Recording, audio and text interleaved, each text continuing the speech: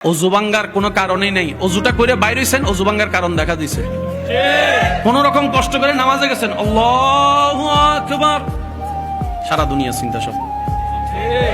ভাই বলেন বলেন বলেন বলেন বলেন। এমনও হয় 2 রাকাত পড়ছি নাকি 1 রাকাত, নাকি বসছি না বসি নাই, তাহিয়াত পড়ছি না পড়ি নাই, হয় হয় হয়, বলেন বলেন, হয় হয়। যাদের এই সমস্যাগুলো হয় বা হয়েছে তাদেরকে আমার পক্ষ থেকে সালাম। ওয়ালাইকুম সালাম বলেছে, মানে সালামের উত্তর দিছে আর কি আমার ভাই। জোরে বলেন, তাদেরকে আমার পক্ষ থেকে সালাম। কেন?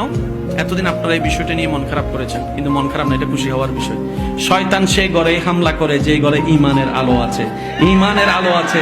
শয়তান আপনাকে জ্বালিয়েছে, তার মানে প্রমাণ এটাই হয়েছে আপনার ভিতরে এখনো ঈমান। আর একজন মুসলমানের জন্য ঈমানের চাইতে বড় দামি সম্পদ কিছু হতে পারে? শয়তান জীবনে কোনোদিন আবু জাহেলের গুতাই নাই।